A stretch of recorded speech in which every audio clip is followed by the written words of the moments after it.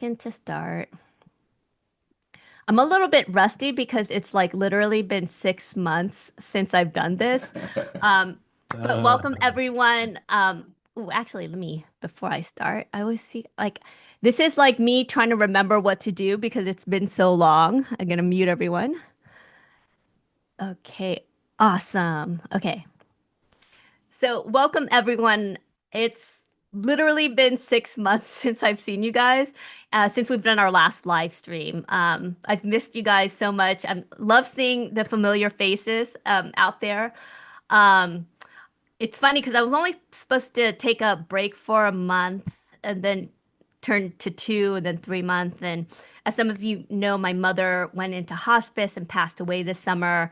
And so I took a little bit longer. So we're back now. So whether you're here with us in the live Zoom audience, hey, or you're watching this via live stream on LinkedIn, YouTube, Meta, or Instagram, we want you fully in the conversation. So go ahead and introduce yourselves in the chat or in the comment, wherever you're on, whether in the live Zoom audience or on the live stream. Give us your name and what city you're coming from, and maybe you can kind of connect with other people who might be in the same city as well. This is not a boring one-way presentation. Your voice matters on this call. If you have a book recommendation, a thought that resonates, a quote, you know how much I love quotes, um, or just advice to share, then just put it in the comment and chat. If there's something that really resonates with you during the call as well, make sure you put that in the chat in the comments as well. So, for those who are new to Community of Seven, our purpose is super simple. We bring together authors, coaches, executives, founders, and subject matter experts to help you elevate your mindset and your skill set. Today is part of our microlearning series where we focus on one powerful topic and we go deep into this in a short amount of time. And we have an amazing guest who I'm going to introduce in a second. But before we do this, you guys know the deal. And for those who are new, for those who are in the live Zoom audience, if you can, please turn on your video for this one part. We want you in the conversation with us. So in a moment, right now, if you want, I switch top right hand side into gallery mode. So we should kind of see a grid and see some of our friends here on this call. Turn on your videos if you are comfortable in the live Zoom audience, and we're going to do a quick kind of reflection. When the answer is yes in the live Zoom audience, I want you to put both hands up. And if it's no, then you could just leave your hands down. If you're watching this via live stream or your camera's not on, you could type yes or no. Okay? So, first question I have, do you find it harder to make new friends now compared to when you were younger? Have you ever felt awkward or unsure about how to start a new friendship as an adult? Oh my God, this is so me right now. It always feels like when I'm trying to make a friend that it's like a weird dating kind of thing, right? And you just like, it's just so awkward. Next question. Do you feel like your social circle has shrunk over the past 5 to 10 years? Next question. Have you ever wanted to reach out to someone but hesitated because you weren't sure if they'd be interested in connecting? 5. Do you feel like your friendships today are as deep and meaningful and fulfilling as you'd like them to be? Last question. Have you ever avoided a social event because you didn't want to deal with small talk or new people? Oh my God. Okay, so thank you so much for and what I love about this is that it's not just you, right? Because a lot of times we just feel like maybe I'm the awkward one, right? And a lot of times we're feeling the same way. So, hi everyone, I'm Lan Fan with Community of Seven, and I'm really glad you came here today. We're going to spend the next hour talking about something that sounds really simple, but can feel incredibly vulnerable and scary in practice. And it's how to make friends in an unfriendly world.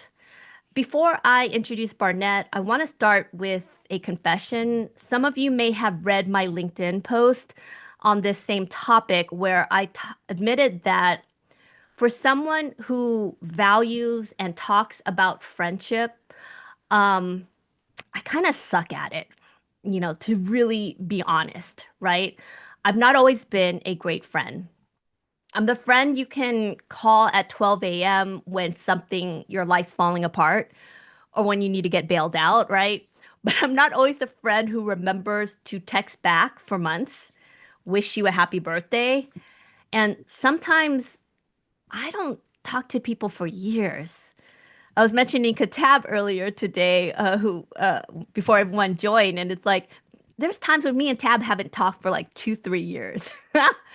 But I have to say, when we do talk, it's like no time has passed. But I used to joke that there's two types of friends, right? The friends you call at noon to grab lunch, and the friend you call at midnight to bail you out, right? I was always a midnight friend. I wasn't comfortable being the one who showed up in, oh, sorry. I was comfortable being the one who showed up in crisis, but I didn't really know how to maintain connections in the quiet, ordinary seasons of life. So you layer in introversion, a busy life, being a parent, work, now menopause or perimenopause, being tired all the time, and the constant noise in the world. And it's really hard to nourish and honor these friendships. And it can quietly slide to the bottom of the list. Nod your head if you feel that resonates with you. I'm gonna share something really personal, but I hit a rough patch with one of my dearest friends recently. And here's a thing that I'm really ashamed of. I didn't realize there was an issue for almost a year. And then suddenly, what I thought was a solid friendship, out of the blue, um, the friendship just disappeared overnight. And what I thought was initially out of the blue wasn't. It's just that I never noticed. And this is probably one of my dearest friends that I see as a sister. Um, and I, don't want to go into too much details, but I realized that I wasn't a good friend to one of my dearest friends. And part of the reason was in friendships, I didn't expect much. Um, I've always been the person that never really is the first to pick up the phone and call someone. Um, I don't go and just hang out with people or text people to go to lunch. But I realized that my friend needed that, and I wasn't providing that. Um, so everywhere I go now, when I talk to leaders, when I talk to friends, creators, caregivers, parents, high achievers, I hear the same thing under the surface. I'm surrounded by people, but I feel so lonely. I have contacts, but very few people who really see me. I don't even know how to start again with friends I've lost touch with. If any of this feels true to you, I want you to know that you're not weird, you're not broken, and you're definitely not alone. You're human in a world that was not designed for deep, slow, generous, fresh friendships, especially in this world of social media and iPhones. So making friends as we get older is awkward. We grow up with like social media. We used to call people on landlines. Making plans meant hoping your friends actually showed up to the mall at the right time, right? Fast forward now to today, we're in our 40s and 50s, trying to live to build meaningful connections, but without the built-in structure of school. For some of us, work because we're working from home. Um, or maybe there's even the chaos of just raising children at this point. So some of you are empty nesters on this call. Some never had kids. Some have left traditional workplaces or work with colleagues who are much younger. Some of you guys are in divorce, career shifts, relocation, burnout, and a general wariness of small talk. That's me. And suddenly making new friends feels awkward and honestly kind of awkward. So that's exactly why we're diving into this topic today with Barnet. And that's why I'm so excited for this conversation. And if you have the time, buy Barnet's Bain's book is out today, How to Be Friends in an Unfriendly World, Lessons on Connection. Make sure you go to Amazon. In the reminder email to you all, I sent a link where you could purchase it. Um, and make sure you also write an Amazon review because that's how you show authors, give them a big hug, right? So much of the way we talk about friendship sounds like luck, right? We just clicked, we met at the right time. I happened to find the right people. But Barnett offers a different view. What is friendship? What if friendship isn't something you just find? What if it's practice? So before I introduce him, um, one more reflection that I have you. I want you to type it in the comment or the chat, whether you're watching this via the live stream or in the live Zoom audience. Type it, but don't press send until I tell you. And you're going to answer this question. Um, how many friends do you actively communicate with in a month? By Zoom, phone, text, cell phone? Type it in right now in the chat or comments, but don't press send till I tell you. I'm going to count down. 5, 4, 3, 2, 1. Press send. Put in the answer. How many friends are you currently talking to in a month? Let me know in the chat. Type that out. Okay. Put that out. Awesome. 15, 27, 5 to 7, 9. Okay, Susan, you are good. But I should probably not. Susan wrote a book on friendships and connections. So sorry. That, so that really shouldn't. And buy her book because her book is amazing too. Susan McPherson, you can find her book on Amazon. That is so funny. I was like, wait, 25? Who's this person? And I was like, oh, yes, she wrote a book on it. So, yeah, 15-ish. So there's no right number. This is just to notice your own reality and compassion, no judgment at all. So I'm going to introduce my good friend, Barnett. And Barnett, is it okay if I kind of tell them how we met? So we Yeah, were by all part of means. this group called Transformation Leadership Council, and we do all these programs. We go to a conference every, few months or twice a year. And there was a shaman, a shaman, and he had us do these really weird, okay, not weird, but see, it's a very woo-woo crew because it's all these transformation leaders, authors, writers. It was formed by Jack Canfield, who is the author of Chicken Soup for the Soul, and it's just all these transformation leaders. There's maybe 130 of us, and I was paired up with Barnett, and the shaman was telling us to look in each other's eyes, like literally strangers. I had never met Barnett, and I had to basically look in his eyes. This is like an introvert's worst nightmare. And we had to basically share some of these intimate secrets and just say, I see you and I love you. And I was just like, this is so awkward. But the thing with Barnett was he had such a light about him and this energy that I felt so comfortable. Like what normally would have made me run out the room, I felt so comfortable in his spirit. And so that is my how I met Barnett, a shaman asking me to look in his eyes. And that was like my first time meeting him. So, a little bit about Barnett. For those of you who are new to his work, he is an Emmy-recognized filmmaker, an award-winning producer, and author. He's been involved in films like the Oscar-winning What Dreams May Come, Homeless to Harvard, and he's written books including The Book of Doing and Being. But what I appreciate most about Barnett isn't just his resume, it's his heart. He's created a master's level course at Columbia University Spirituality Mind Body Institute for psychologists and helps professionals on friendship and connections. So he doesn't talk about friendship in a cute Hallmark way.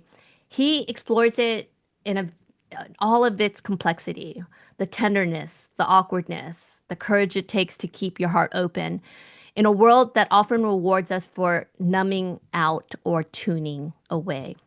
With that, I'm truly honored to welcome my good friend. Round of applause, Barnet Bain. Hello, Barnet. Hi, look into my eyes, everyone.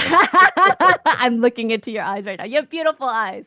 So Um, hello, everyone.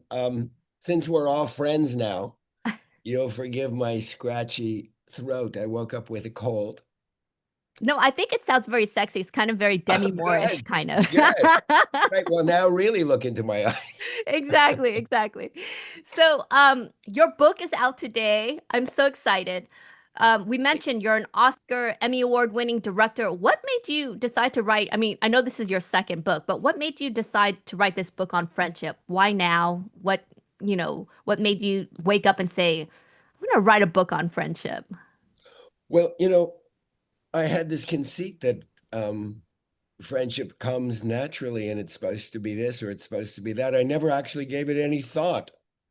I just assumed you meet somebody, you have an attunement, and it was like that for many, many years. And then I had a sense that, well, my friending is inconsistent. And I suddenly realized I'm not very good at it.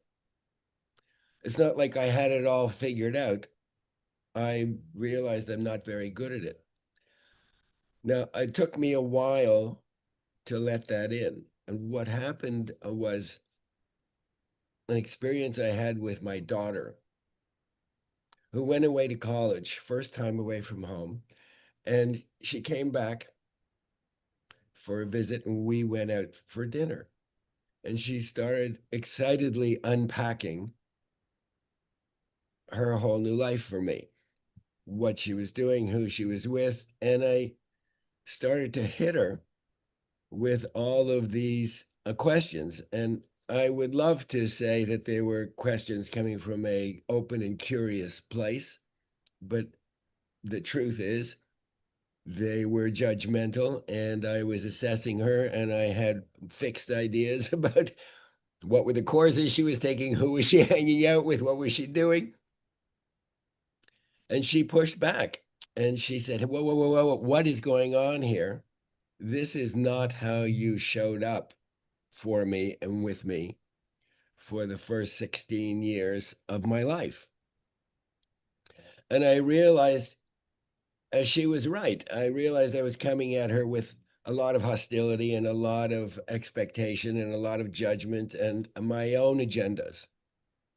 That kind of tilled the soil for the book.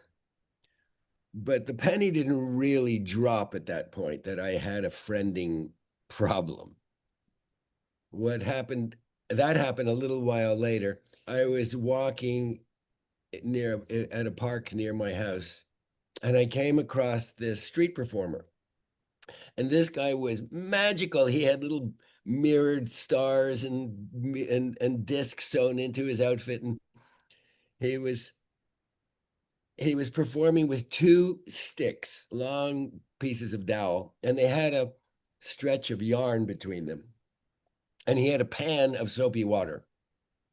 And he would dip the yarn into the soapy water, and then he would fling these incredible bubbles into the air, and he'd make all these wild shapes. And it was absolutely captivating, entrancing. But then, for the pièce de résistance,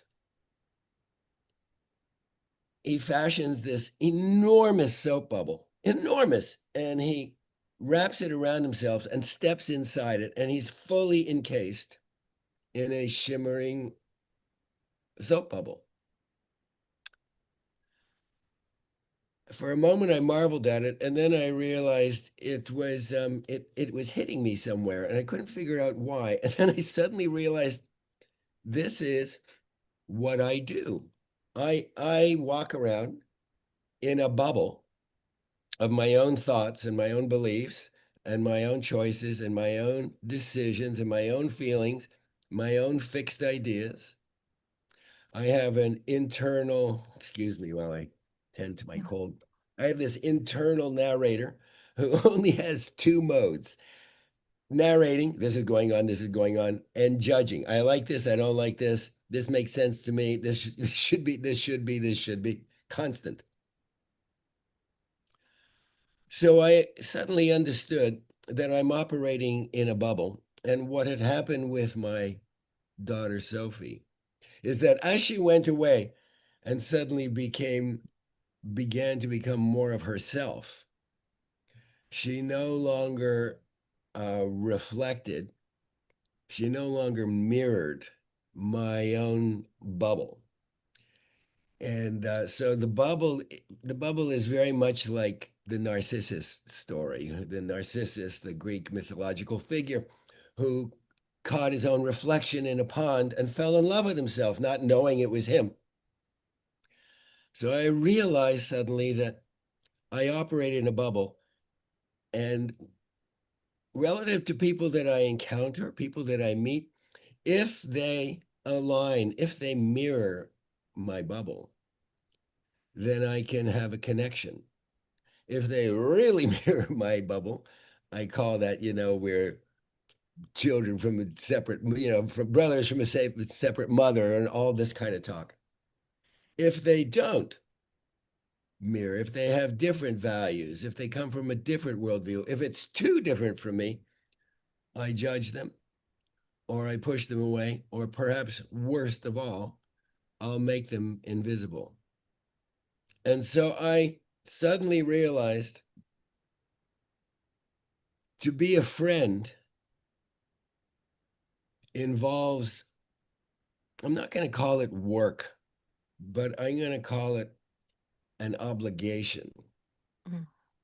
There is a responsibility to being a friend. There's a technique. Because I say I'm a friend does not make me friend material. Mhm. I have a little garden outside my office here. I have a obligation to that garden, but there's no indebtedness to the garden. What do I mean by that? So most relationships that we have, including my wife of 40 years, my intimates, family, colleagues,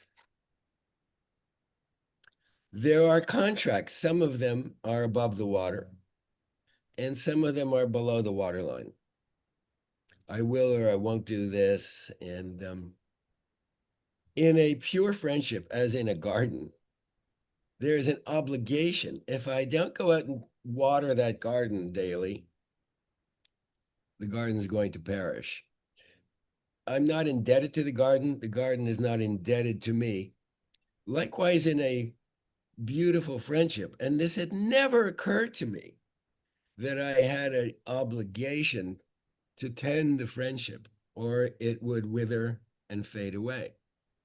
There's in a pure friendship, and I make a distinction between friends with a capital F and friends. If I go look at my social media, I probably have 5, 6, 7,000 friends. I've never met any of them.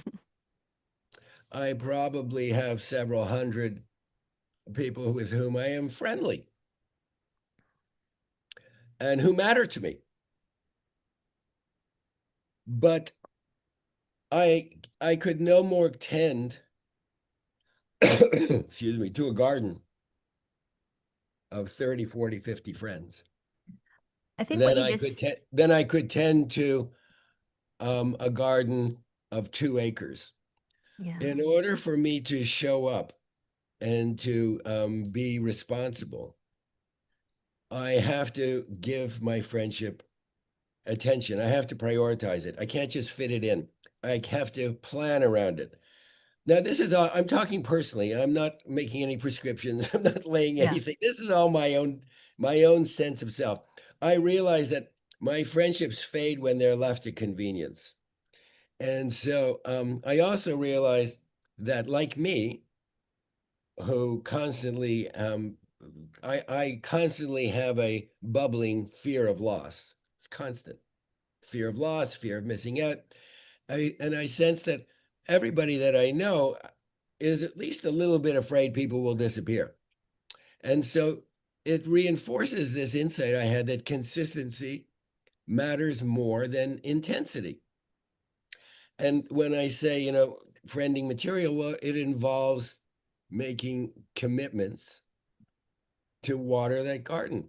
So to perhaps text a friend that I drifted from, thinking of you, no reply necessary. yeah, It involves coming from a place of what can I give more than what can I get. yeah. I love that. And what it reminds me of, you mentioned kind of obligation. What I think Yeah. of is action.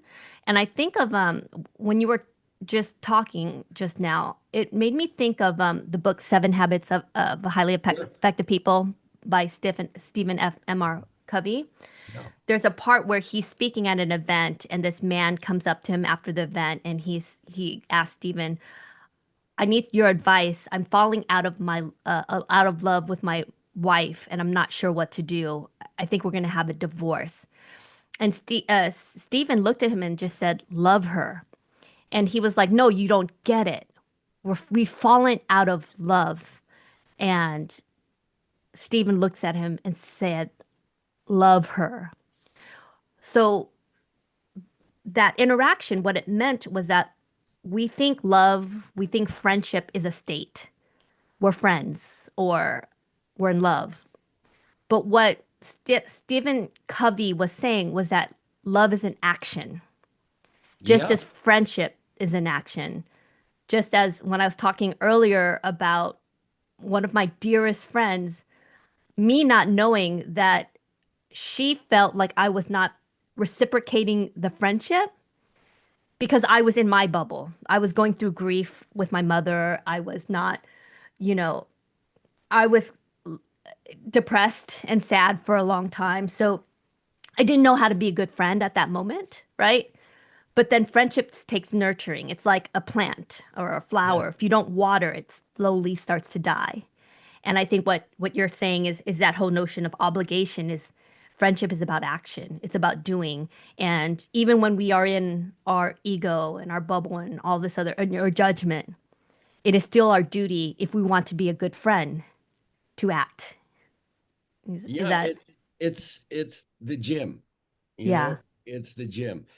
I love this that friendship is an action. I was thinking of it as friendship is a behavior, which is, the kissing cousin to action. I see it as it's the container where we rehearse the honesty and the kind actions that we would idealize as the fabric of a society that we wish we lived in. But it starts small. Yeah. Yeah. It starts small. And again, I don't know how I could manage that level of intimacy with 10, 15, 20 people Do you think it's without impossible to be a good friend to too many people? Or is it just like, do you have I to would kind of never define your 10? Kind of I'd like, never I'd never go as far as impossible. But I have a wife, I have a couple of intimate friends. The depth and the permission that happens in those relationships because they are fed is not the same as the relationships in the depth that I would have consistently with mm, someone on a one or two rings out from the center. hmm So one of the qualities that I realized for myself of a friendship is that it's a place where it allows us to drop our guard a little bit, hmm to not just respond out of instinct, but to slow it down so I understand so I can see my patterns, and I take a beat and I pull back. In a friendship, there is a understanding of that. So, 2000 years ago, the first book on friendship that I'm aware of was written by Marcus Tullius Cicero 2,000 years ago. And what's remarkable is not a whole lot has changed in 2,000 years, except for the speed of distraction, algorithm and things. And also, algorithms are another layer to our bubbles. But what I learned from Cicero that pertains to how many friends can I have at a level of intimacy? How many husbands, spouses can I have and maintain the level of intimacy? Well, friendship is founded in a kind of shared integrity. It's like it's one of life's great moral teachers. And so it's very hard to have a great moral teaching for them from a community of 15, 20 people. A true friend calls you upward to courage, to generosity, to self knowing, not through criticism, but through example and through creating a safety. So, I also think that friendship is like everyday virtue. It's how we learn loyalty, how we learn courage, how we learn to be honest with ourselves in relationship with another person. And the other critical thing, the component to this is that mitigates against having 15, 20 friends that are capital F friends, is that these kind of capital F friends, they stand on equal footing. So if there's power imbalances or flattery or fear of saying, sometimes we have fear of saying something messy without fixing or flinching. It's a growth edge. Yeah. So healthy friendships allow both people to speak honestly and to be connected without shame or without fear of being ghosted, and with the expectation that if it's messy, we're in it to go deep. Friends want the best for each other. They desire each other's good for its own sake, not as a transaction. Yeah. And it's shocking, was shocking to me how many of my quote unquote friendships I thought I was in it. And I'm not talking about projecting about what they were after. I realized I had all kinds of agenda of transaction. If I'm really a good friend to you, this will happen. If I'm a really good friend to you, you'll invite me to Yeah. this. If I'm really good friend, there's there's a transactional nature to it, and Yeah. that is not that is that is something that one can discover in the context of these kinds of relationships where you can let down your guard and a friend stands by you. Yeah. But a caveat: never at the cost of their own integrity. Yeah. They stand by you, and never going. You don't have to go into agreement with a friend. You know, a friend thinks I'm responsible for my own inner life, so I don't make you responsible for it. And a friend asks, "Am I here to relate or to extract?" So it's never a transaction. Yeah. So, talking about transaction, your book reframes friendship as practice, not a personality trait or an accident. What does that look like in real life? Well, like for the folks who are kind of listening right now, what does practicing friendship actually mean on an ordinary Tuesday like today? Oh boy. Well, okay. Here's the hacks. Yeah. We love hacks. Hacks are Here's always the great. exact everybody loves a hack. Anyway, let's drift to the surface a little bit. We'll go deeper again later. We'll go for some hacks. Um, a friend provides safety. As I said before, if my friend doesn't feel safe around me, then that's the ball game. Forget the rest.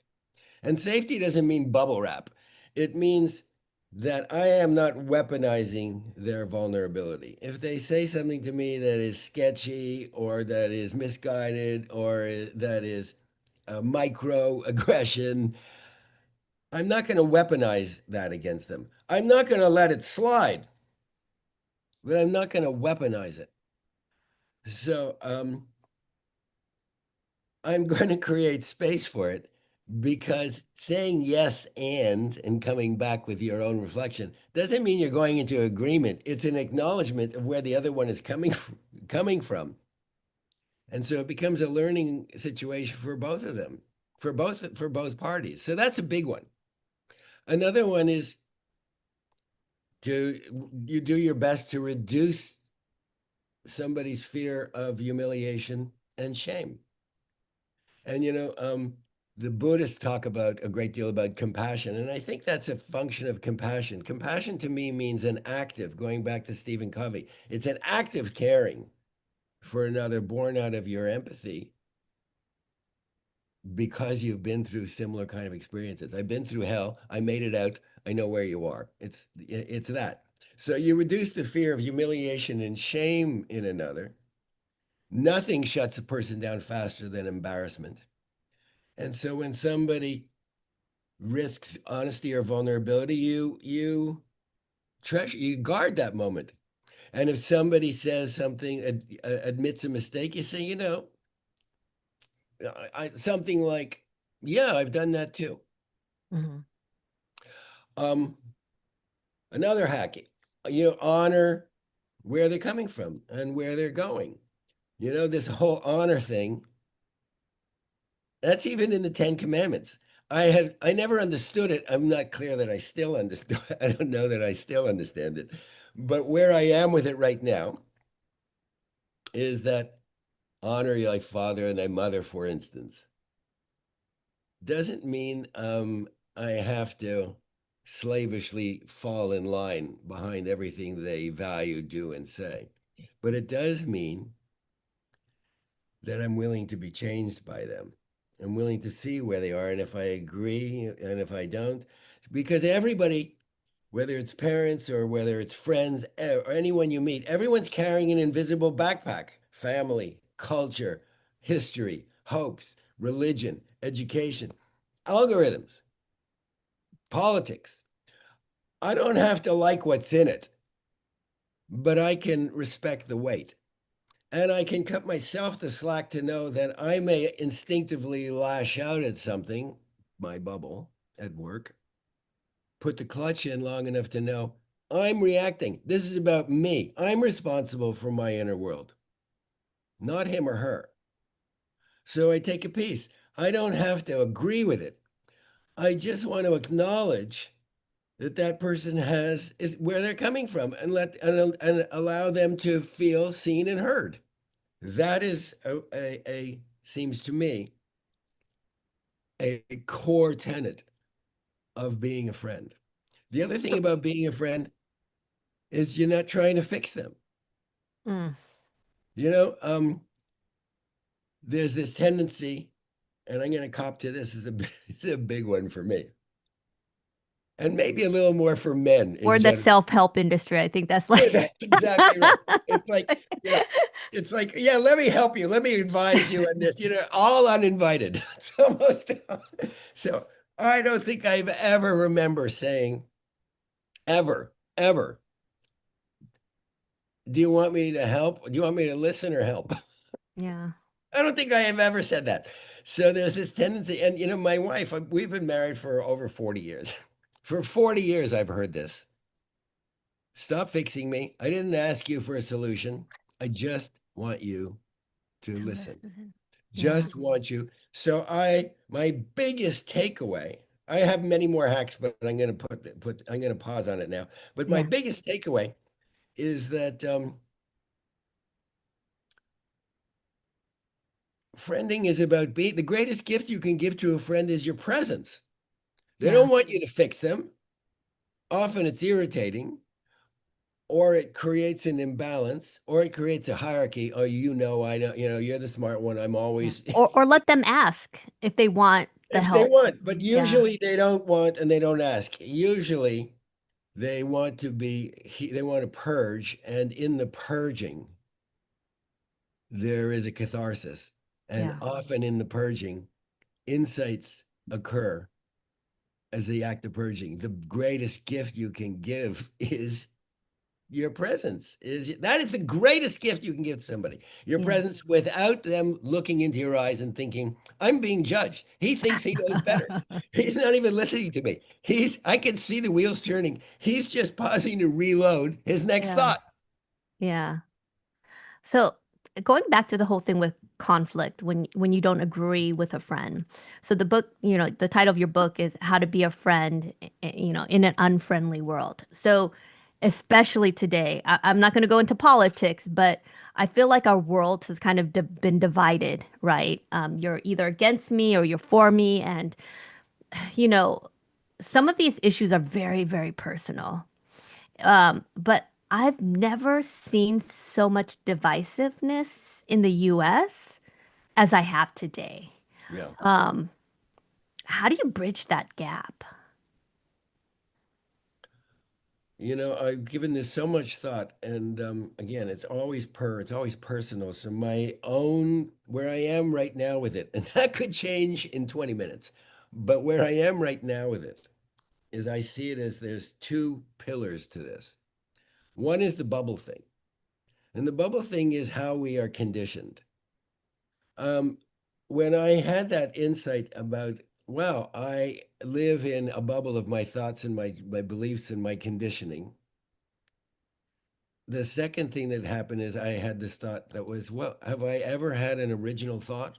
Or are all my values hand me down? Are all my opinions hand me down? And then I thought perhaps the very first original thought I ever had was the thought, have I ever had an original thought?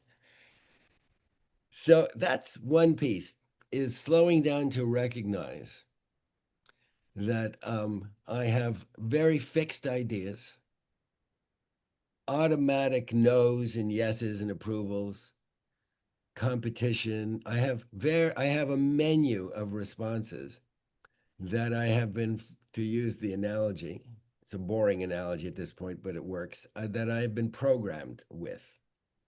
Most of that programming I'm unconscious of.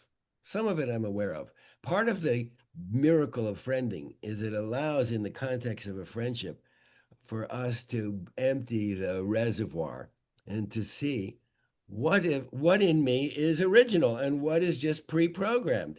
So that's part of it. Algorithms isolate us even more.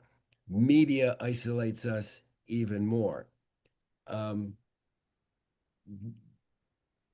well, that's what's one pillar. The other pillar is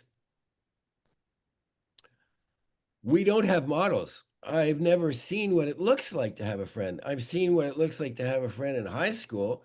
You drive too fast, you eat a lot of pizza, you overdrink. That's what it is. And it's developmentally appropriate. There's nothing wrong with it. It's cool when you're either a jock or a nerd or something in between in high school. We call that friends. We went through, yeah, we vomited together, or we went to, we did this or that together, some adventure. That is a developmental expression of friendship. But as mature adults who are asking questions like, I've lost friends, or are my friendships deep? Well, were your friendships deep in high school? You have no life experience. How deep can your friendships be?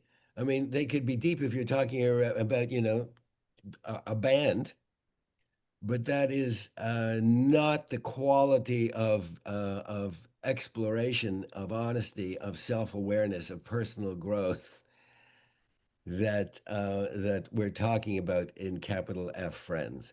So as a adult, the other piece is to recognize, while we're recognizing that I am responding and reacting out of my own bubble, the active part, the Stephen Covey action part, the behavioral part is, it's not about agreeing with somebody.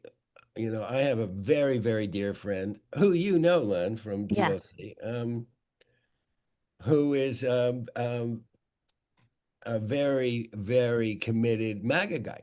I'm not. I'm not. I But think I know who that is. yeah, yeah, we're so close. Yeah, yeah. It's not about agreeing. It's about acknowledging. It means I hear you. I can build on what you're saying, even if building means offering a different angle. But what But if it's so personal to who you are? what would be an example of that?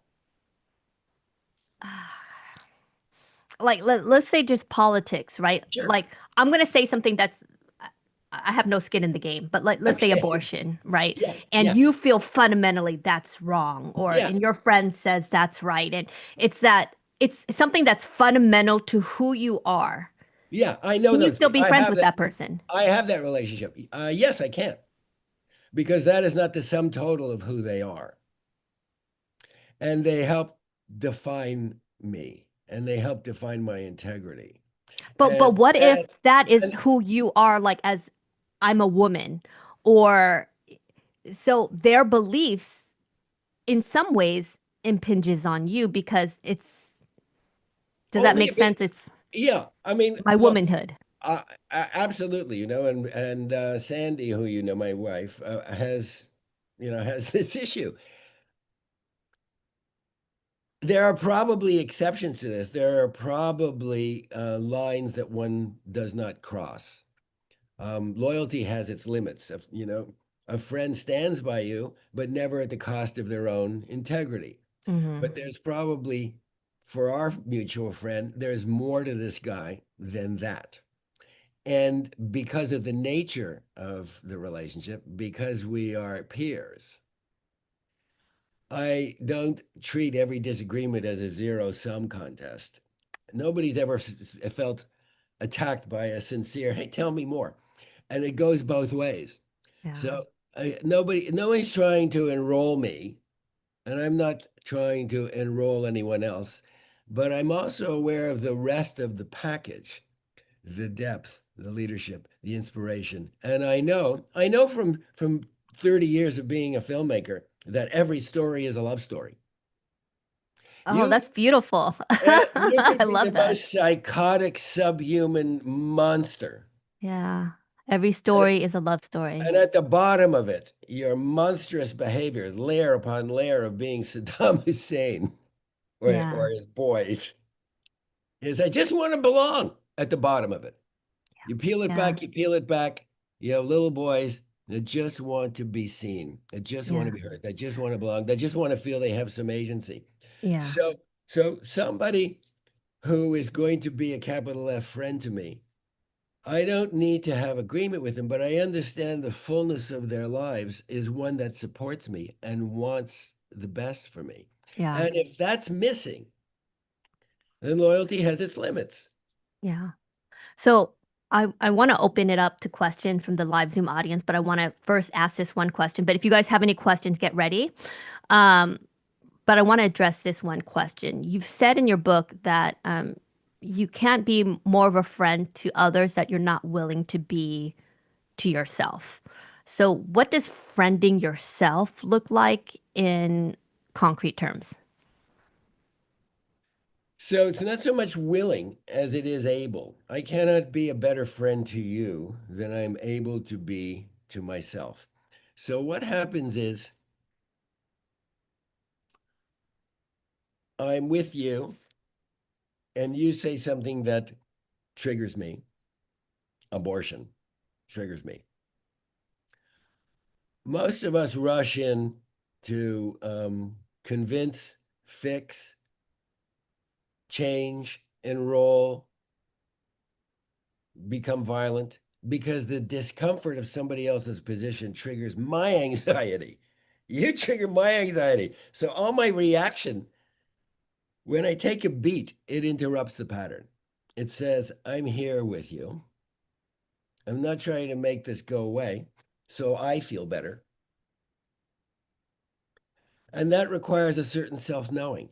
I have to be able to say, where is this big reaction coming from? Psychologists often call it the shadow. I'm having this big reaction. Big reaction. What is it triggering in me? Well, it's triggering a fundamental belief system. Really? Okay. Nothing wrong with that. Not good or bad. Where did it come from? Was I, did I discover it myself? No, I was raised with it. Oh, so I was raised with it. Was everybody else raised with it? So we begin to understand that we have a menu, we have a set of programs to use the computer analogy, and that we are responding always out of our programs. Now, if I become aware of how I'm programmed, I now introduce something that heretofore did not exist. To the degree I become aware of how I'm programmed and when and where, I suddenly have the ability to introduce choice. Does this work? Is the cost of this friendship, is this position that I inherited that I'm questioning? Now, sometimes I don't, sometimes that position matters, but more often than not, it's like, really, I want to I want to injure or end a friendship because of this, that, or the other thing, because I don't like your cultural perspective. Hmm. So, as opposed to, I understand that this is triggering me. I understand what is being triggered and where it came from. So it's not an automatic reaction. And I can choose either to let it go or to say to the other person, this is what's going on with me. I'm not trying to make you right or me wrong. I'm curious. So now the joy of friendship far outweighs the righteousness of ghosting somebody or Yeah. turning it into an argument. Years and years ago, a close friend of mine told me very gently. He's still an intimate friend of mine. Still.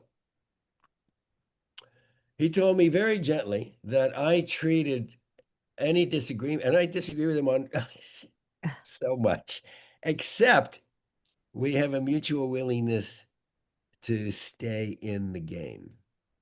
Hmm. So he You told guys me, choose your friendship and like each other, yeah, you better be despite the discerning. You fact that better you be disagree. discerning. You would be discerning about a spouse. Be at least as discerning about your capital F friends. Yeah. Your capital F friends. You can have many friends. You can have thousands of friends, but be discerning about who you are real with. Yeah. So he said to me, "You treat every disagreement with me like a personal attack." And then I wanted to argue with him. So, I just want to kind of mention some of the comments out here. Terrell, friendships deserve attention, also known as communication. Without communication, someone will get emotionally hurt. Yeah. Jason's looking some from friends. Hey, Jason. I love Jason. He has his linked out profile there. If you want to make a new friend, I recommend Jason. He's an awesome person. Susan. Hey, Susan. And Susan, check out her book, The Art of Connection. I don't have parents, kids, or a partner, but you have so many friends, Susan. Like I always see your LinkedIn posts, and you are surrounded by people who love you. Um, and I think also Katab had a good synopsis. I can't find it now. It's just too many comments now. Um, yeah, Vanessa says, I like the ring reference. I used to be an extraordinary social and a connector, always seeing how I could connect with people and others. And I remember the details, but in the last year, after an unexpected restructure, I didn't have the energy. I, Vanessa, I totally get that. I get into these waves where like I want to be out, I'm social, I'm calling friends, and then I kind of revert back into my hole or something will happen. Like for me, when my mom passed away, I just kind of like just went into my hole. Um, but then it was friends calling, like Katab, who I mentioned earlier, drove down from San Francisco to go to my mom's, remembrance. And it's like, and we got to catch up there and we hadn't talked for like 2 years, 3 years. But it's those moments where you're just like, oh God, this is why I have friends, and you forget that. And when you're in your hole, it's kind of like depression too. When you're depressed, all you want to do is just put your head down and hide. But that's the time when you need to reach out to your friends and connect. So I want to open it up. Any questions? We have about 5 minutes left. Anyone want to raise their hand, have a question or anything? Or you can also kind of let me know in the comment if you have any. Any questions out there? Jason. Hey, Jason, my old friend. So, Hey, Jason, man. what's your question? I love the conversation about friendship, and I feel that we've sort of had a new life coming out of COVID, and all of us have different seasons of life. And Barnett, I really appreciate you doing this on behalf of Lan and her community of seven. Something I put in the chat, but I wanted to reiterate here is how my parents taught me to treat people with respect and emulate the goodness that you would like to receive in return. And we know it's human that people will not be able to always meet that standard. And so consistency, I feel like, will help break down those barriers for some folks that may see my goodness, but may be afraid by the way in which I want to communicate, I want to connect. and I want to be relational, intentional, and not transactional. I was wondering, as someone who likes taking action, but that may create friction for others. They may not, something within their process just that doesn't emulate well for them. I was wondering if you had any thoughts to share because I see the power of partnership being the power of people. And we're all here for a specific reason. All of us are different. Our DNA code says that we're different. I like valuing the differences, but I'm wondering if there are some insights you might be able to share, whether it's from your book or your lived experience in that nature to allow people to connect socially on any platform, whether it's Zoom, in person, socials. Just curious to hear your thoughts. And Lynn, of course, you're always welcome. Thanks, Jason. That's great. I Thank you. love that Mhm. question.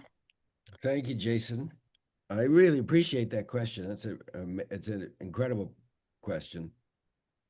I could go hours on that question. So the first thing that strikes me as pertinent to my own experience is when you referenced your parents and you said that you were taught to respect people as you would want to be respected. So this is part of becoming a friend to the self. Friending is a growth laboratory.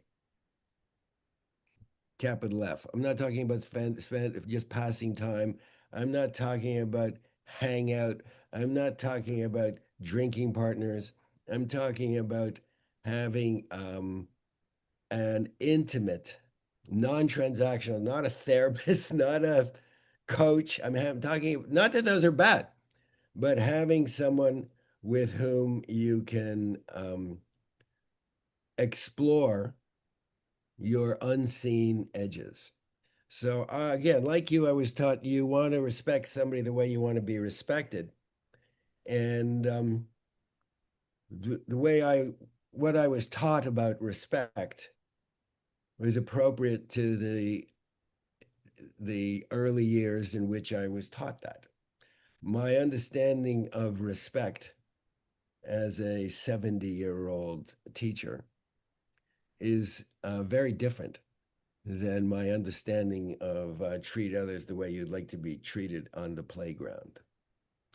I also understand that because I live in communities, some of the thoughts and some of the choices and some of the actions that I take are not going to be pleasing to everyone, including some of my friendships in the strangest ways. We all know what Schadenfreude is, right? Schadenfreude is a German word that we don't have a comparable English word. It applies to a pretty creepy attribute, which almost everybody has somewhere, where you don't wish the best for your friend. It's like adjacent to, it's right adjacent to jealousy. Frenemy. It's frenemy. It's a frenemy. It's just next to jealousy, you know.